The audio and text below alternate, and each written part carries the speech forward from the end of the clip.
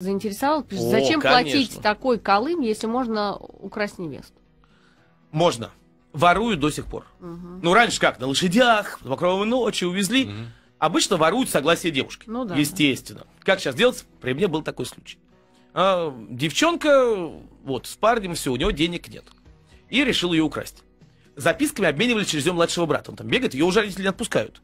И он записочку получает. Не отпускают. Не отпускает, говорит, приходи сегодня в 8 вечера, трасса Бишкек-Каракул, остановка напротив мечети. Буду на черной машине, на Ауди черной тебя ждать. Она говорит, ой, мам, папа, подруга приехала школьная, я встречу? Говорит, ну смотри, сразу домой. Не поздно вроде. И она в машину, и ее увозят. Аил — это деревня. Все знают, говорят, вы слышали, что у старика-то украли дочь? Говорит, как украли? Только никому не говорит. Ой, никому не скажу. И все, Аил гудит. Отец берет ружье, он знает, что просто сыновья, если есть, да, братья. Жениха убьют. Реально в искуль бросят, и все, не найдут его там. Потому что это позор. Отец сидит в ужасе. А молодые спрятались это в горах. Никто не знает где. Проходит неделя-другая, и к отцу похищенной девушки приходит старик, родственник жениха. Глубокий старик, такой белой бородой, с таким посохом, что в него просто рука не поднимется стрельнуть. Привить жалко. Да. И он говорит, говорит, байке, говорит, да. Думаешь, он тебя опозорил, меня опозорил, на мои седины украл, как мог. Это в современной-то стране украсть женщину. Что делать будем? Он говорит, ну что делать?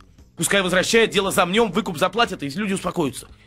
Заплатит. А ты какой колым-то спросил? Какой? Как ему, молодому парню? Он у меня студент. Как он найдет-то это все? Тут говорит, ну что делать-то? Надо платить. Говорит, снижай цену. Тот говорит, я ее 15 лет растил. А ты говоришь, цену снижай. Торгуются ни в какую. Тут дедушка вздыхает, говорит, байке. Ты что же молодым был? Ай. Она на неделю в горах живет. Она уже, наверное, ребенка не ждет. Папа бледнеет, передергивает затвор, говорит, не, только не это.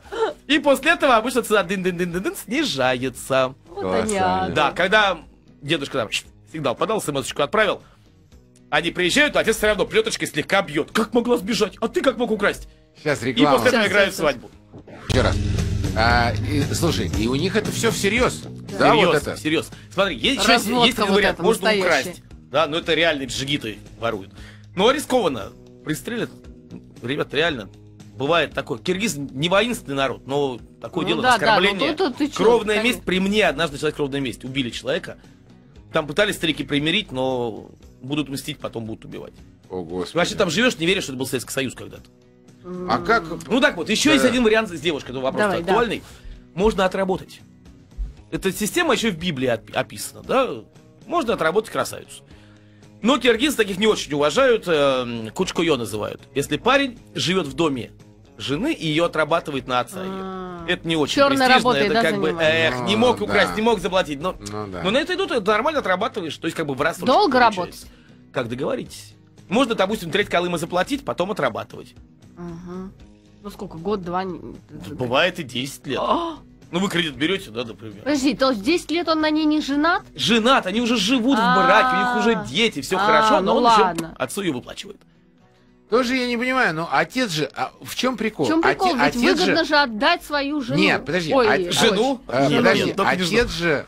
Ну, все равно же детям-то достанется. Он же... Отцу все равно, кто заплатит за дочь, по большому счету. Ему все равно, любит она его или не любит. Подожди. Нет, конечно, Нет? любят своих дочерей, ну что вы, они же Нет? такие же люди, как Ну мы с ладно. вами. Просто И вот любят, я и говорю... все. Но просто это подспорье. Вообще раньше как было? Парень мог жениться, когда показывал свою состоятельность финансовую. А то они поженились, там 16 лет, говорят, ой, мам, папа, Ну жить да. негде, Да, ой, мам, папа, я не машинка. могу работать. Ну чуть-чуть детский да, сад. Ну да, Попозже, да, в 24-25 лет женится. это киргиз. логично. Но Он вопрос. уже встал на ноги, это нормально, докажи. Потом стали отцы забирать, чтобы возместить утрату работницы. Девушка это работница, Логично. она уходит, деньги приходят в семью. Логично, Ну, логично. логично. Справедливо. да. Но то, что когда-то Колым возрастает до безумных космических цен, это папа жадный. Это нехорошо, тогда украсть можно. Ага. Но потом эти деньги же все равно детям достаются. Вот Ну, он... конечно же, они Ну. все не то, что папа там купил себе, вложил их в шестом А вот банке. свадьбу вот, кто делает? свадьбу На чьи деньги? приданные же невеста еще не только выпадут, значит, приданное привозит. А то есть А. приданное с ней.